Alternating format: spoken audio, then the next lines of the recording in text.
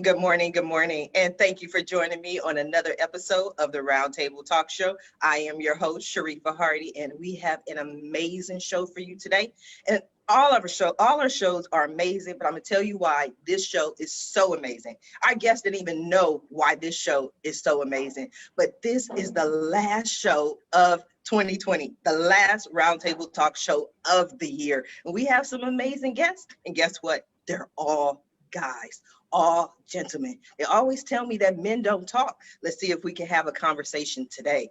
But before I go ahead and introduce our first guest, I'm going to ask you to do what I always ask you to do, and that is to go out and be an evangelist for the Roundtable Talk Show. There's someone somewhere who needs to hear this message, and they can only hear it if you share it with them. So send that text, send that tweet, send that inbox, send that Facebook message, post it, whatever you have to do. But friends, don't let friends miss out on the Roundtable Talk Show. So while you're doing your job, I'll go ahead and do my job. And I'll go ahead and introduce our first guest, who is Mr. Aidan Sowa. Aidan is the founder of Sowa Marketing Agency, a company that specializes in getting entrepreneurs featured in the media like Yahoo, Forbes, Entrepreneur, and over 500 other media outlets. Good morning, Aidan. How are you? I'm doing well. How are you doing, Sharifa? I am excited to have you here. What's the symbolism of your backdrop? Are you like a world traveler, always want to see the world, or just get off of Earth? Yeah, so I'm actually from like California. So I like to just like travel the world. My goal is just travel to like a lot of other countries. So that's the reason for like the backdrop. Oh, I like it. What countries have you gone to? I've been all around the world actually. So I've been to Singapore, China, Japan, England, France, a lot of different countries. What's your favorite? I would say Singapore. I found that to be wrong answer. America. The right answer is always no, I'm just giving you a hard time. I'm just teasing you here. Aidan, it's my last show. I'm gonna go to sleep for 4 days, so I don't know what I'm gonna say today. But let's talk about Sowa Marketing. Why did you launch it? When did you launch it? And what's going on? What do you do? Yeah, so I've actually launched it around August last year, and pretty much the reason for it was I was involved with this internship at like the MIT Enterprise Forum Cambridge. And I noticed that a lot of people, like digital entrepreneurs, pretty much all just doing the same thing. I'm sure you've heard it, like search engine optimization, lead generation, all of like the typical stuff. But what I really wanted to do was find a way to distinguish myself in the marketplace. So that's how I just came across like the ability to get my clients featured in the media, just build up a brand around themselves, as opposed to them just shooting themselves at random people like on Facebook, Instagram, Google, without these people even having a brand around themselves. And what we've found is like that just increases like conversion rates by like 5x. By having a brand. When you say brand, what are some of the things that entrepreneurs or small business owners should take into account when creating their brand?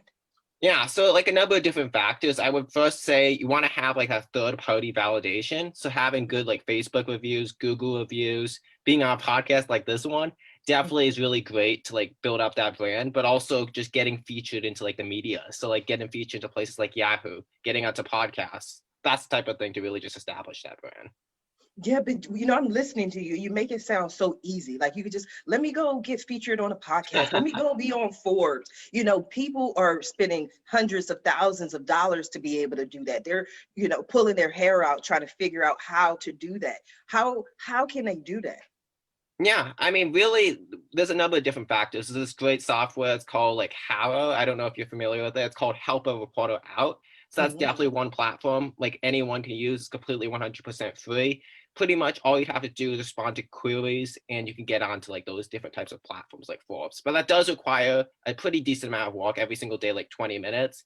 And I would say like 1/10 of the time you'll get accepted. Or they could hire your company, Sowa Marketing, to be able to do it for them. Exactly, yeah. And that's really what we want to do, just like help entrepreneurs, because oftentimes people are spending like tens of hundreds of thousands of dollars in this type of thing. So what we want to do is just help smaller businesses get more affordable solutions. Do you work with a specific niche? Yeah, we do. We mostly just work with like financial advisors, real estate agents. That's what we really just specialize in. Financial advisors and real estate agents. Why them? Why that niche?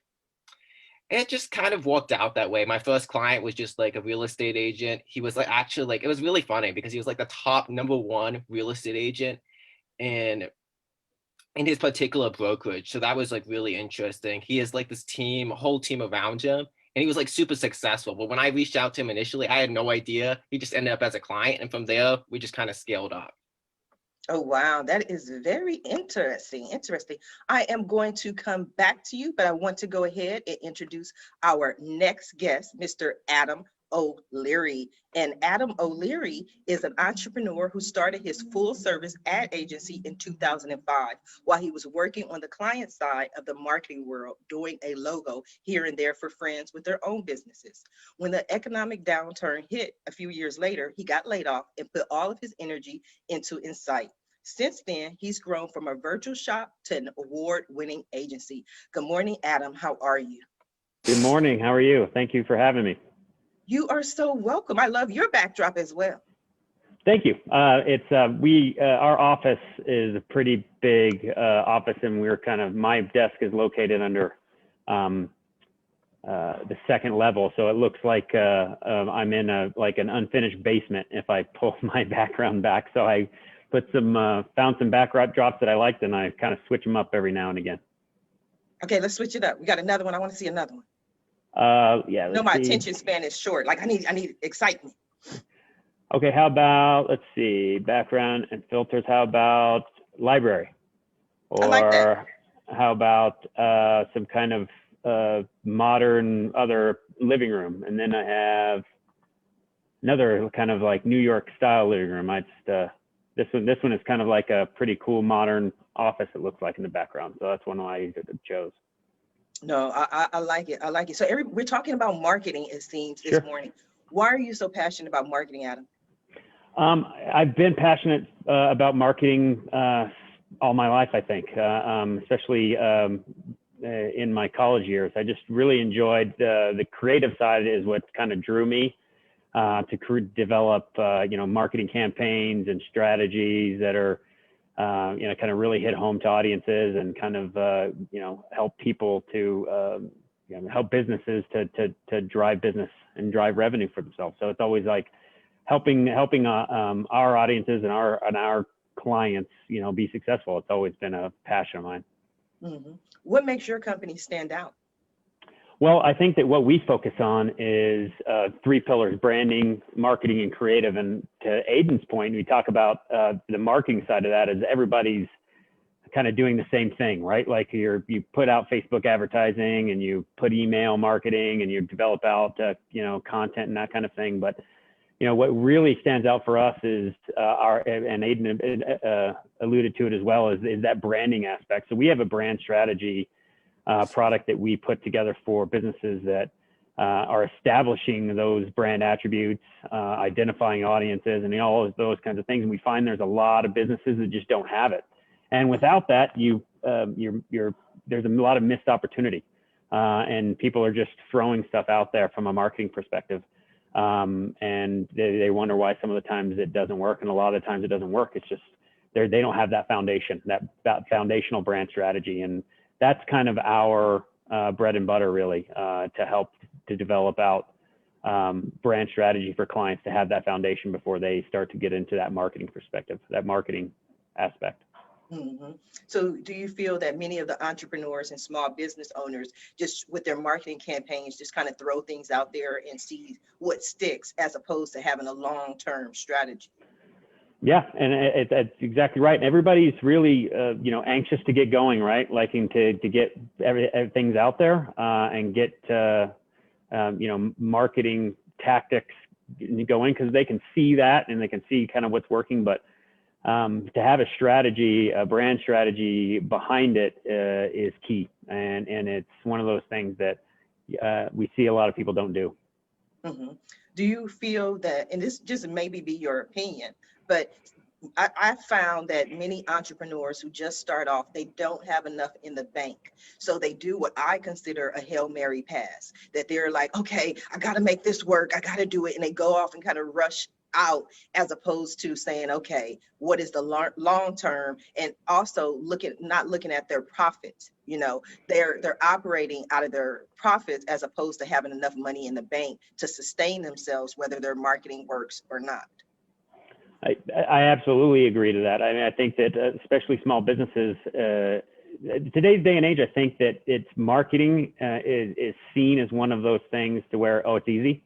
Hey, I throw out a Facebook page. Hey, I get on Twitter. Hey, I can all of a sudden just pitch journalists, and all of a sudden I'm going to, get all this business. Well, it's not. So without a strategy, without a budget, it's just not sustainable. You know what I mean? So it's that kind of thing is pretty common, and we find pretty common for the small business world as well. They don't have a specific budget, and so they're just trying to do it, bootstrapping it. So it's not sustainable for them. Yes, absolutely. And there's nothing wrong with bootstrapping, because No. we've all been there, Mm-hmm. I've been there a time or two, but it's also advisable to plan out a strategy so you have a better idea. Do some A/B testing, test some things so you know what works, as opposed to just putting out ads and hoping for the best. Now, Adam, I am going to come back to you, but I want to go ahead and introduce my next guest, who is Mr. Chris Rawley.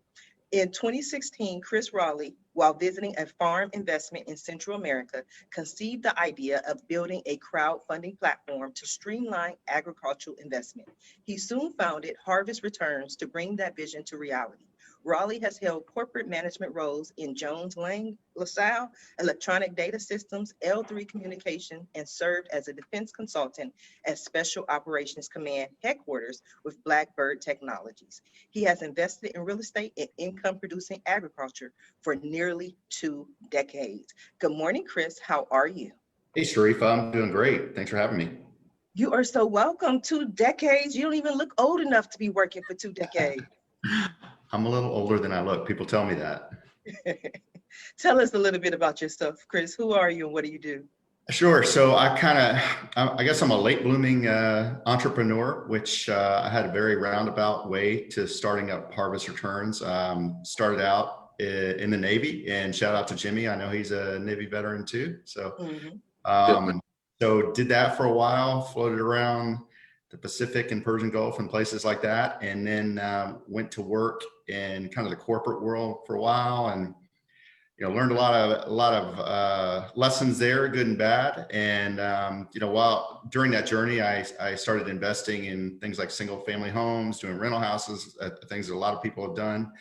And at some point, I just became really interested in farming. And I like Aidan, I've traveled the world quite a bit and seen a lot of people that just are not as fortunate as we are, and they don't take their food for granted. They don't go to the grocery store and know that they've got six different kinds of apples to choose from, and organic and non-organic.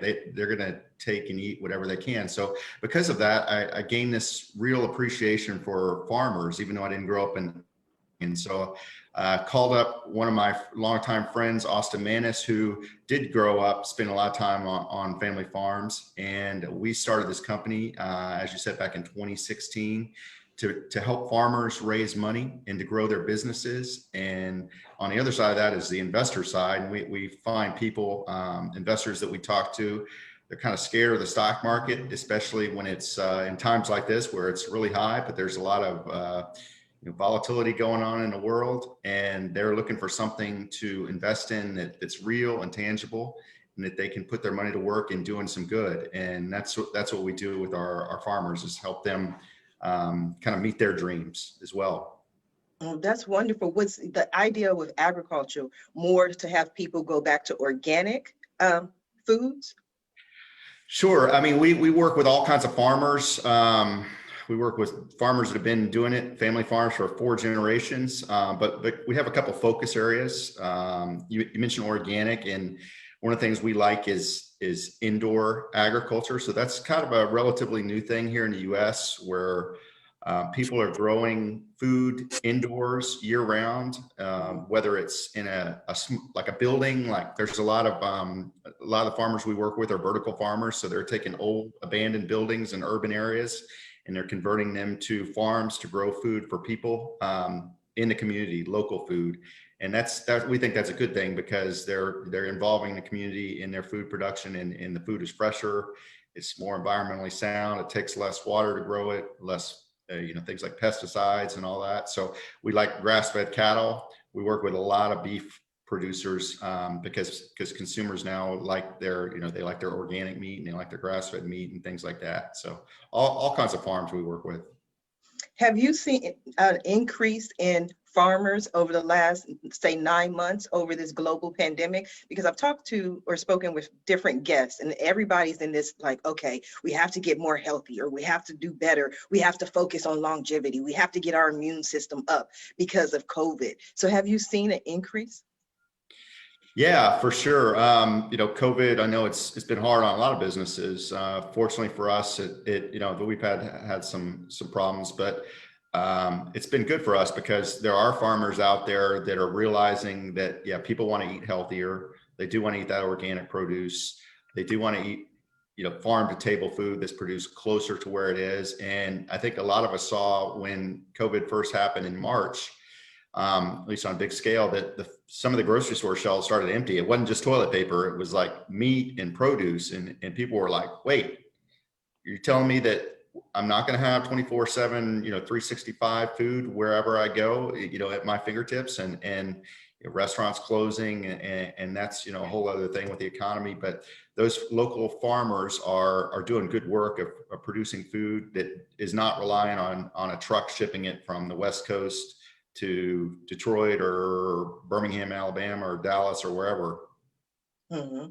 Well, I hope so, because I'm here in the West Coast and I've gone to different restaurants and their whole menus have changed, which has kind of irritated me slightly. But, you got to do what you got to do. Like I went to Subway, not to name them, they're not an advertiser, but I went to Subway and I always have the Subway pastrami sandwich. Oh, that's my thing, right? So I'm like, okay, may I have a pastrami sandwich? Oh, that's no longer in the menu.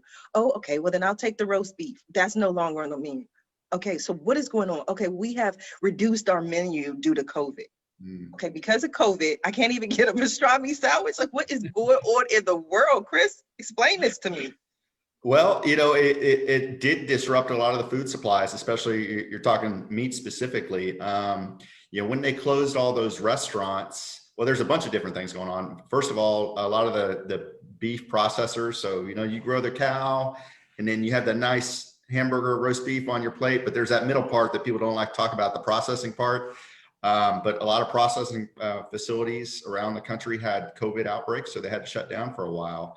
And so that caused a disruption in the meat supply. There were some trucking issues as well early on in the pandemic where people were not able to get that food to the market and the consumers. And then there's also things with different cuts of meat that you normally provided to restaurants, and they had to shift all those over to provide them direct to the consumer. So there's a lot of dynamics specific to the meat, and that's why we like grass-fed, because they weren't as impacted by it. Chris, I am going to come back to you, but I want to go ahead and introduce our next guest, who is Mr. Jimmy Stevens. Jimmy is a pastor, speaker, and relationship coach, founder of the Good Life Coaching in Atlanta, Georgia. Jimmy has helped hundreds of couples with communication and conflict resolution. Good morning, Jimmy. How are you? I'm doing good. How about yourself, Sharifa? I am excited to be here. I'm excited. This is the last show of the year. Have some great guests. Chris is teaching me about why I can't have my pastrami sandwich. Yeah, I know. I'm checking Chris out too. I'm checking his page out. Good stuff. Tell us a little bit about yourself, Jimmy. Well, I'm a pastor in Atlanta, Georgia, as you mentioned. I'm also a speaker and coach. So I do personal development, work with companies, etc. This pandemic, though, kind of put me in a pivot where I started noticing a great deal of couples needing assistance. So we have been using our personal development in terms of working with couples. So that's really where I'm at right now, as far as assisting and servicing people for the most part. Now, Jimmy, I enjoy what you said, but I'm reading a little bit into, I think, in what you said. So I'm gonna give you an example. Because you said assisting couples, you noticed that they needed assistance during the pandemic. Now, I have a friend who was happily married, or what I assume was happily married for 10 years. Wonderful. Pandemic hits, she gets laid off, her husband gets laid off, they're at home together all day. And what everyone thought was the most wonderful marriage ever is now in divorce court. Wow. And I think that's a result of their income changing, them being forced to be quarantined together. And so a lot of issues that they may have had just, I think, bubbled to the surface. Have you seen that, Jimmy? Do you understand what I'm saying? Yeah, definitely. Yeah, I think it's more than that. When you're in a situation like that, it's a lot of stress, outside stress on a relationship, on you as an individual, causes you pressure, which will change how you behave. And that's going to affect your mate. It's going to affect your partner. So I do see it. It's a great deal now because of the fact that people are spending more time together. Usually you would only see your spouse maybe 3-4 hours a day, about to go to work, come home, eat dinner, talk a little bit, back to bed, back to the same ground the next day. Now we're in the same space, in the same house. And then if you got kids, that adds another level of stress. Kids going to school virtually, another level of stress. Who's going to deal with little Johnny, who's in the first grade, sitting right by him while they're going through, while you still have to work and go back and forth. So that's a added process or added stress to our natural process of just how we relate. So a great deal of it, a lot of families are feeling pressure. A lot of couples are feeling pressure because they're spending more time together. And just knowing tools that you can use, because when you're in the space, it's like playing in a football game, right? You got coaches in the skybox who can say, okay, what's happening is you're somebody on the left is coming at you a little bit too fast, you turn to the left, etc. That's what I do. I help couples in that regard in terms of strategies and tools from an objective view to help manage that stress that they're dealing with in their relationship. That's just one aspect of it, but it's pretty much a great deal of people are feeling that right now. What are some of the things that they can do if they're in that situation? Well, first of all, have a strategy, have a system. To Chris, he works with ag. You got an ecosystem. There are certain things that happen in the earth, and there's a key word is system. Most couples don't have it.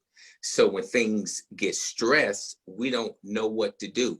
We don't have a structure. This is how we handle this when this comes up. This is how we're going to handle this when this comes up. It's just planning ahead and being able to commit to a certain structure that you and your partner commit to. Yes, that helps what it is. This is a time like no other. Most people are, we got the term on another show, COVID fatigue. You personally are already suffering from COVID fatigue. And like you said, now you have to handle your partner's COVID fatigue and your children's COVID fatigue. Right. So even giving answers on what to do is difficult because we're all living in a world of the unknown. We don't know how long this is going to last. We don't know who this is going to affect. We don't know if the numbers are rising, going down, increasing. We're going to be on shutdown. We're going to open up. And so it's a lot of pressure and pressure, we don't always know what to do with that. Right. Yeah. Pressure, as the statement said, pressure busts the pipe.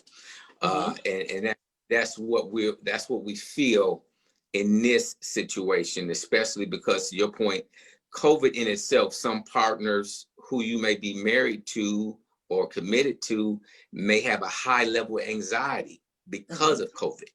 Like, I don't want to leave the house type stuff. I don't, if you come in here, you got to take your clothes off in the garage before you come in out. So everyone's at different levels. And then we're partnered with someone who's the opposite of us, right? So you're going to have who's like free willing with someone who's like all, to the core, we need to take a bath before we come in, whatever the situation. If some people are really angst in terms of not knowing, worldwide pandemic. So things are volatile on all levels. It's depending on who you're talking to, what day of the week, you're adding that to the pot in terms of, the regular stressful things, just the angst of COVID itself. Yes, absolutely. I'm coming back to you, Jimmy. I wanted to ask Adam, working with your clients, how have you seen them pivot during this time frame? We've seen several of them pivot, and several of them just be really affected by the pandemic just because of shutdown. So we've seen some of our clients pivot and use the COVID pandemic as a selling point. So in particular, we've seen some companies that are consultants, pivot their messaging towards COVID and how their businesses handle COVID. And so we've seen their business skyrocket. And we've seen some of our companies that are manufacturers just drop because of their clients are contact lens doctors. So that shut down, and so their clients shut down. So we've seen both sides of the spectrum. Some that had benefit from this, and some of them have really been significantly affected. So it just depends on their industry.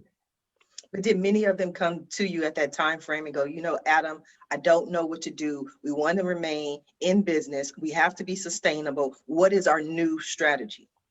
Yeah, we had some ask us that, and we helped them develop a new strategy, based on the environment. But we've had clients that had to pull back, and that's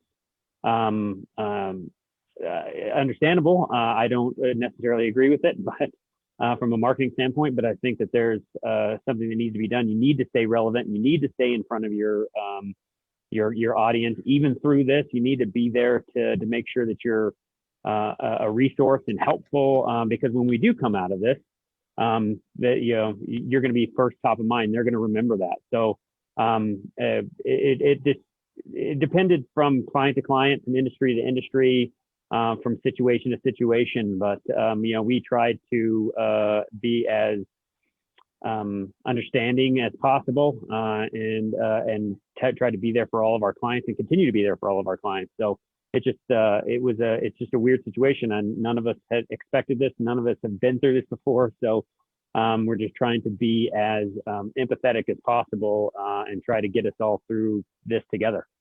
Absolutely. Absolutely. Aidan, what was the response from your clients?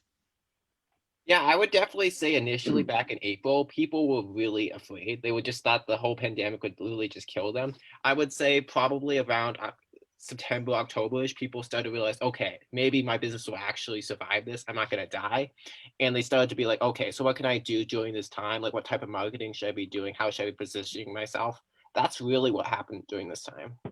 And what were your recommendations for them to reposition themselves? I was always just like, well, this is the most important time ever to like establish your presence online. You can't go ahead and meet people without them like getting COVID and all that stuff. So you have to just dominate your Google presence and like optimize your website and stuff. Again, you make it sound just, you have to dominate Google. That's just what you have to do in order to stay in business, stay relevant. You have to dominate Google. I mean, that to me sounds really simple, but it's not that easy. Yeah, I mean, that's what they don't have to do that when they're with us. We handle all that for them. So we do all the back stuff, like the really complicated stuff. They just have to understand, like, okay, this is the concept. Now you guys can just implement it. Mm-hmm. You host a podcast? I don't host a podcast. Thinking of starting one. Yeah. What is your podcast going to be on? I'm not quite sure yet. I'm thinking it's going to be around marketing though. I already have a few people who I think I'm going to be inviting on the show. So that's going to be interesting. No, I would love to hear more about it because I love to learn about marketing. And Adam, do you have a podcast? No, actually, we are just about to launch our YouTube live this 2021. So we'll be doing focusing on marketing, kind of like Aidan would be, but we're maybe a little bit different from a branding and strategy standpoint, but also from an integrated marketing standpoint of how you work with these things. All these things kind of work together for the same goal. So we're launching, it's called Encite Live, and it's going to be on our YouTube channel starting in 2021. We've been doing some testing and some subject matter kind of development here the last quarter, but we're ready to launch come January. We're pretty excited about that. Okay, I have to stay tuned on that as well. I want to Yeah. go over to Chris real quick. And actually, before I go to Chris, I just want to thank everyone because the comments are picking up. I want to thank Jay, Doc, Daniel, a couple of other people for tuning into the show. We definitely appreciate your show, your support. But if you are just now tuning in, please go ahead and share the show. We have some amazing guests I'm sure you're going to enjoy. Chris, I wanted to go back to you with the crowdfunding aspect because we talked about the agriculture, they took my pastrami sandwich. I'm still a little irritated about that away, but crowdfunding, what is the crowdfunding aspects of your business? Yeah, so crowdfunding was probably one of the things that really drove me to start this business.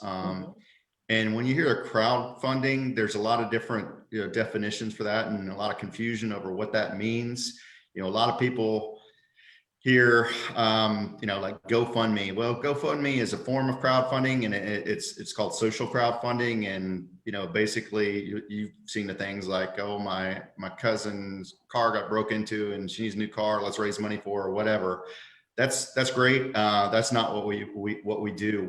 We're in the equity crowdfunding side, and so that's where people are not donating money; they're investing money. And there are dozens and dozens of equity crowdfunding platforms out there, not just ours, but you can invest in real estate, you can invest in antiques, you can invest in artwork, famous artwork, you can invest in racehorses and celebrities. Music royalties and just about anything else. And our little niche is farming and agriculture. But if you're a small business, especially if you're doing something kind of like real estate oriented or business oriented, you got a big idea. You don't have, like a lot of us when we start our companies, we got bigger ideas than funding. Crowdfunding is one of those ways where you can kind of, besides going to your bank and saying, hey, I need a loan, you can bring in investors and not only get the money side of things going for you, but also get some buy-in and a customer base that's built around those investors. And there's, it's a subject I love talking about because it's really changing the way we fund businesses, big and small, in this country. Yes, but I have to find another crowdfunding site for Ask Sharifa. That's what I want to do. I'm going to raise some funds so I can get the Roundtable Talk Show out there and increase my reach. But I want to go over to Jimmy real quick because I'm listening to Chris talk, and all I keep thinking about is what Jimmy was saying. Because old school, there's an expression that says romance without finance is a nuisance, right? So Hey, yeah. Jimmy, I'm sure you heard that before. Yeah, I also heard a woman get mean when there ain't no green. Woo, I like that one. Also heard women go crazy when a man is broke and lazy. So yeah, I got them too. Yeah. I like that one. I'll give you another one. You can date a broke man or a busy man or a broke man. He's going to be one or the other. He's going to either be busy or broke. I like a busy man. That's merging of those is what makes sense, especially as entrepreneurs. It's difficult to divide that line, right? Because you are trying to grind, you're trying to get your name out there. Especially starting up, right? So there has to be some, again, keyword structure or system in your relationship that both of you can agree to. So yeah, it's real. You have to make money, right? You want to make money to live, to survive. But at the same time, you have to have a structure because people will interfere. Potential clients will interfere with your day. And what do you do with that? Do you tell your spouse, hold on, I know we at dinner, but I got to take this call? How long does that last? Right. So it's a lot of things you have to do just to implement into your relationship. And that's the key, is just going in, knowing that you need to do it and not have a free for all where things pop up and then we deal with it after the fact. If it's an issue, let's put it on the table. Let's talk about it. I share with my couples when it's a big issue of emotional stress or tension and you've been talking about it but had no resolve. You want to make an appointment with your partner. You want to ask them, what time tomorrow can we talk? Because this issue we need to discuss. That changes the whole tempo of the conversation. Number one, it's not on the back end of an argument that you threw in and you're saying, okay, we have never resolved this issue. You set the time. I'm going to let your partner set the time. You sit down and you discuss what it is that's bothering you. That way you can come level-headed And typically at that point, you do not start the conversation off with that emotional tension, that argument, etc., because you're expressing your feelings about the fact that your partner's not there, or you're spending too much money on this, and we need to scale back on whatever the situation is. You have to talk about it and not think it's gonna just go away. That's where most of the problems come in at. We suppress it. Yes, and I know we suppress it in normal times, in regular times, but during Right. these trying times, finances could be just detrimental to a relationship, because like I mentioned earlier with my friend, these are both successful people. And then when they were laid off, their income has changed. Their money that they have coming in has changed. Their ability, they're locked down. They can no longer go to restaurants. They can no longer go out. You have to have date night inside. But all of Right. these things affect a relationship. I mean, when you think about, somebody who is on a certain level economically, and then all of a sudden that changes. Like for me, I was laid off 8 times. My Yeah. income fluctuated so many times, and it affected me in my relationships. Right, it does, and it's a part of our life. And I've been through. And then when you live long enough, you're gonna have these issues happen. I'm 51. I done lived. I done been through all kind of financial ups and downs. So I know what it is personally to go through a stressful financial situation, and you're married and you got kids, right? So all that's piled on. But it's really understanding that your partner's not your enemy. Really understanding that we are here for each other, and not just kind of going in attacking each other, responding to the feelings we're having. And typically when that happens, we're launching out against our partner or our mate, right? And they feel the blunt of what we are really haven't expressed, but we're trying to suppress the feeling, and our partners get that emotional reaction.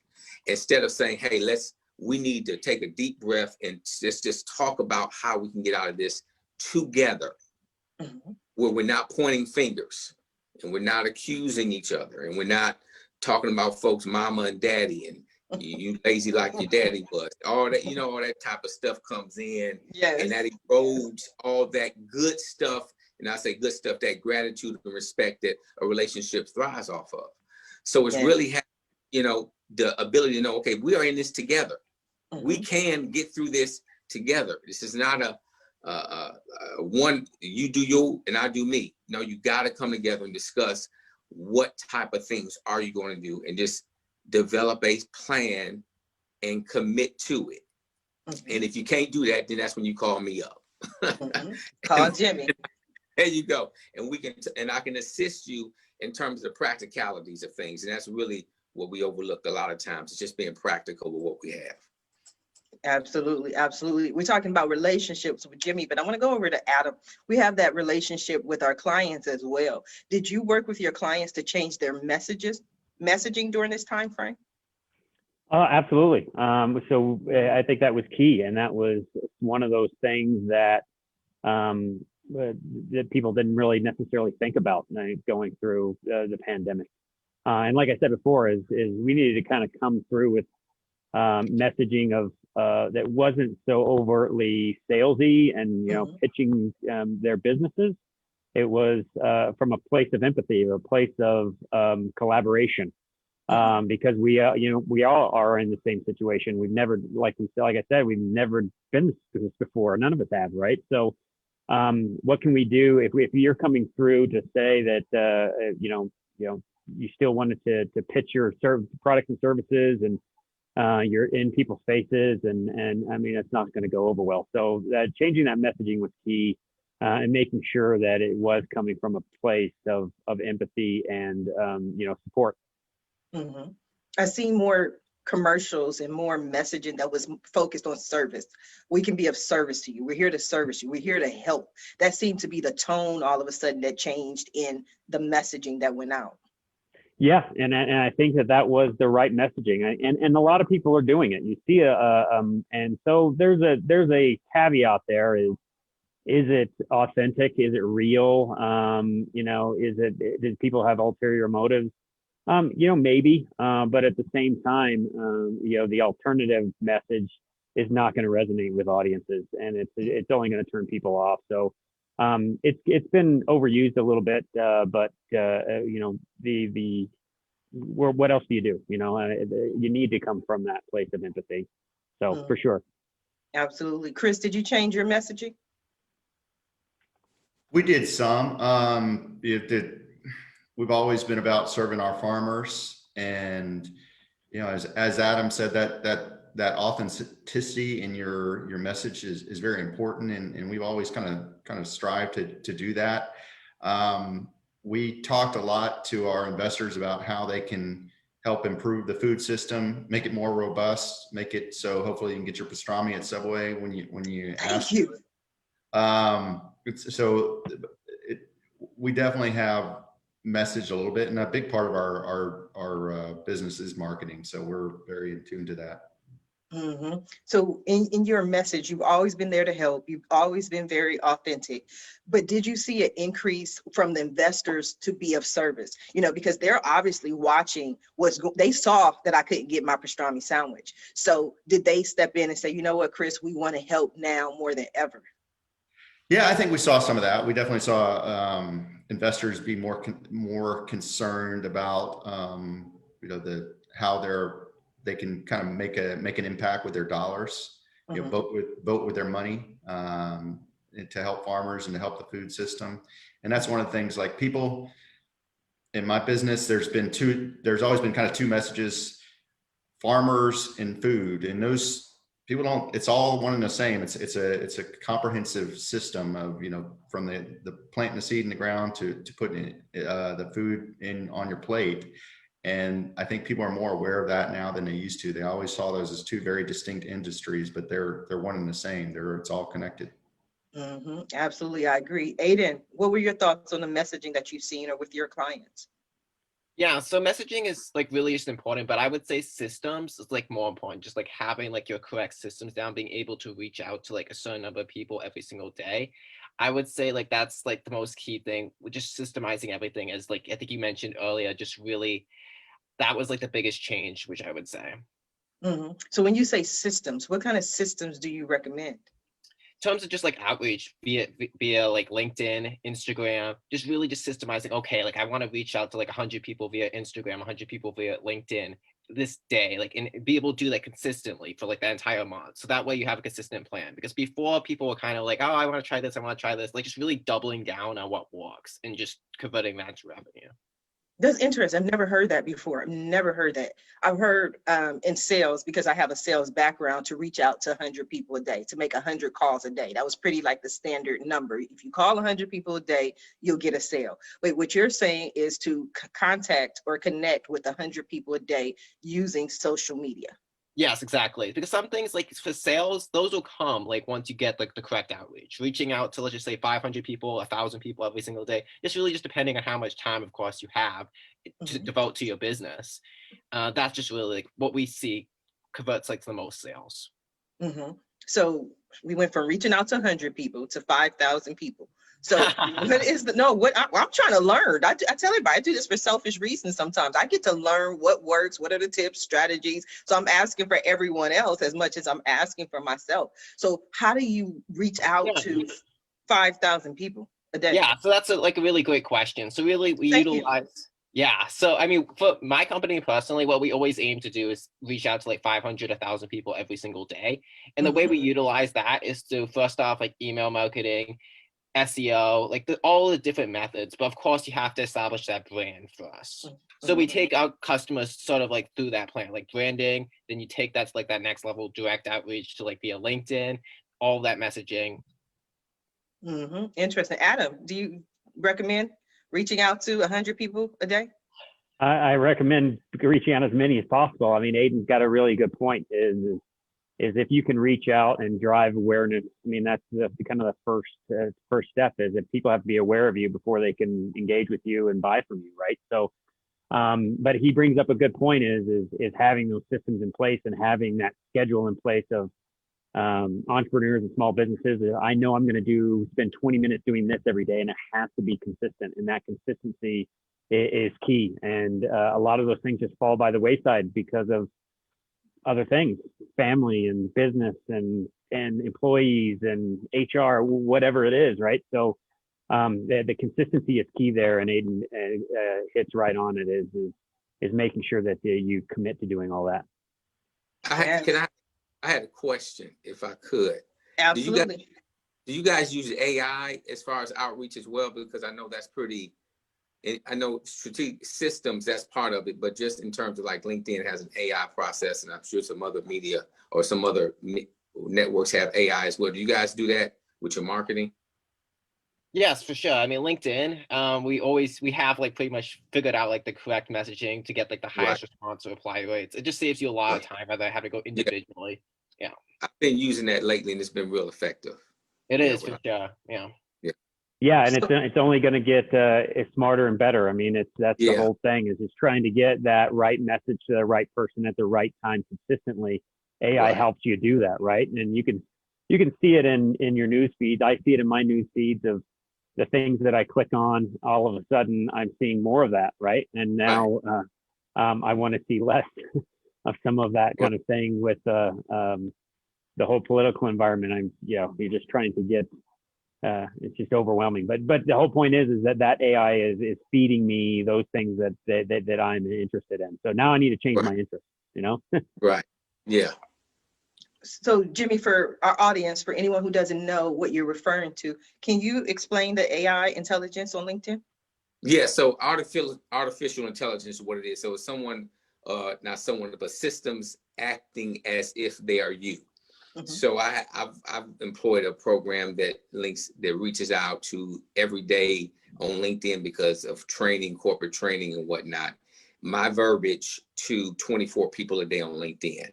So while I'm sleeping or doing whatever, that process is working. If they don't respond, another message goes out as if I'm sending it. And then another message goes out.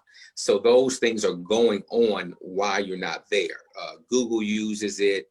I mean, a lot of platforms use it. You hear it now in voice as well as text. To your point, I think I was listening to one, well, it wasn't you, it was another. I'm thinking of Instagram this morning. Someone was talking about the chat box. That's another form of AI, where the system is actually talking to you as a person. So you're not there, but they're engaged in the conversation. And when it's time for you to talk to them, that's when you get a message or notification, and that's when you engage with the customer or potential client. Interesting. Chris, do you use anything like that? But a lot of people use it on me. I feel the same way. I don't know. I'm just not a big fan of LinkedIn. In fact, so much so that I would turn off my account if I could. Wow. I did that. Like over the past years, I had a huge following. I had thousands of people on LinkedIn, and I felt that too many people had access to me. Like they have my email, they was contacting me and messaging me. And so I closed my entire LinkedIn down. I didn't reopen my LinkedIn until I launched the Roundtable Talk Show. And it was months after my initial launch, just so I could, be back on a different platform. So I guess my philosophy is I don't like to be sold to. Nobody likes to be looking for a new car and be swarmed by a used car salesman or whatever. But I like to be marketed to. I like to be, and I'm all good for hey, I Google something or whatever, and now it shows up in my news feed. That's fine. But I guess from my perspective, that going back to that authenticity is that, and I've responded to things like Jimmy's inquiries before, when it suited my needs, and it's a numbers game. I get that. It's like you gotta get up to the plate. You're gonna strike out a bunch before you make that hit. But I just, I guess we're small enough now that I can still answer those individually, and our marketing person, she does an awesome job of answering chats individually. Yeah, I guess we could put up a chat bot, but and I guess when you get big enough, you have to have something like that to handle the volume of inquiries. But for the most part, I like that personal touch, and call me old school, I guess. Well, Chris, I am old school with you. I do not like programs like Hootsuite or anything like that. If you see a post from Sharifa Hardy. It was written by Sharifa Hardy. I think one of the main mistakes that people make with social media is that they don't engage enough. I have seen people, my philosophy is no comment goes unanswered. That's my philosophy. I don't care if they say the sky is blue. I'm gonna respond, thank you for sharing that with us. But so often when we set it and forget it, then people don't respond to the comments. I want to see who I want to throw that to. Jimmy, do you respond to all the comments? I'll respond to every comment. Good, bad, indifferent. Oh, what do they say bad about you, Jimmy? A lot of stuff. It's crazy, etc. People have their own views. Mm-hmm. I pretty much, if I don't agree with somebody, I'm not gonna comment. I just keep scrolling. Life goes on. But some people find it their mission in life to let you know that they do not agree and why they do not agree, which is fine. Right. And so I respond in terms of whatever the situation may be, especially especially nowadays. I mean, people are sensitive when it comes to opinions nowadays. So it's like I try not to engage. So if I'm responding with a word like thank you. Yes. I don't think you don't agree with me. Your perspective is how you live your life. So I'm not going to be one to try to interfere with that. Yes. Adam, do you answer all your comments? Yeah, absolutely. And we make sure that we engage as much as we can on social, right? So I think it's imperative, and we tell our clients to do that as well. You need to be there. You need to be engaged. You need to participate, and that's just only going to help you. So it only helps your reach and awareness and your visibility. And speaking of Jimmy's point, I wholeheartedly agree with him. Is engaging in some of that negative talk only brings you down, man. I mean, it's just you got to just take the high road and be positive, be optimistic, and there's always going to be somebody out there that's going to criticize you. There's always going to be somebody out there who's better, they think better than you. Let them think that. It's all good. I'm going this way, and you can go that way. So, and I respect their opinion, and I respect their right to do that. But for me, I'm going to stay on the positive side. You got to hit them with that Michelle Obama. When they go low, we go high. Yeah. Chris, how about you and your comments? Yeah, we definitely respond to all our comments, and Jimmy's right. People there's good, bad, and ugly comments, and you got to handle them. And we get a lot of foreign inquiries, so people come at us in different languages, and that becomes a challenge. So that's kind of interesting as well. Absolutely. Aidan, do they say bad things about you? No, I mean, maybe like a year or so ago, but not recently. But I always That sounds like a story, Jimmy. I mean, Aidan, I need to hear that. What were they saying? What happened a year ago? Yeah, so basically when I was initially studying, I was like Facebook ads. Some guy, I don't know how, but was in our Facebook targeting who kept getting targeted, and he went really crazy about it. Like he kept like commenting like all this stuff. So yeah, that was a really interesting story. Yeah.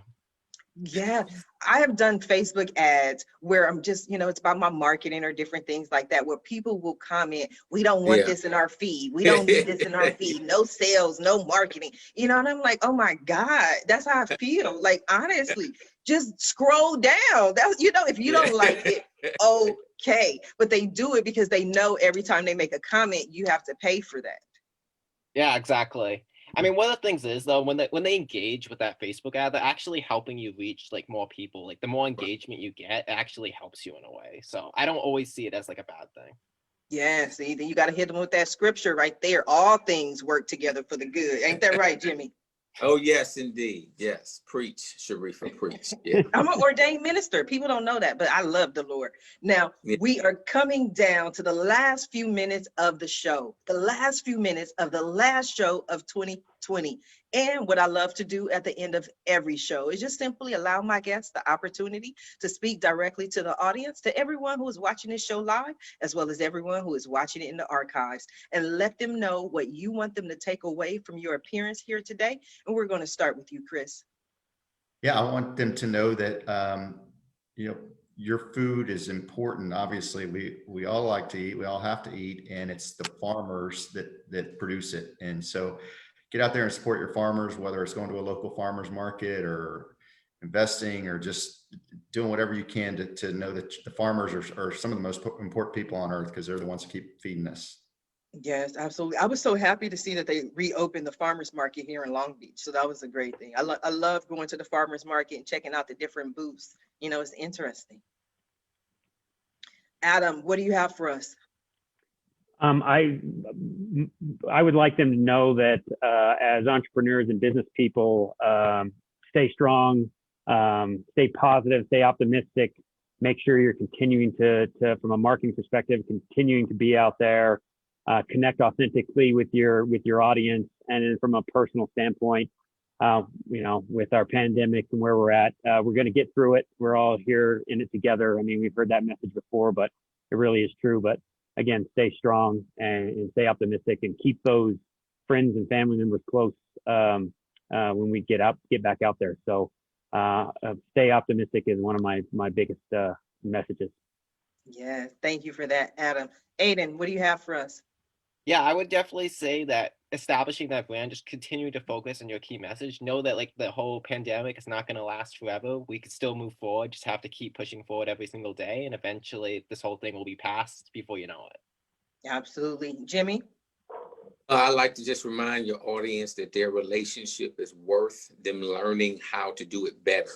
So I have a school coming out called the School of Marriage and Relationships, which is virtual via Zoom, which is group coaching for couples.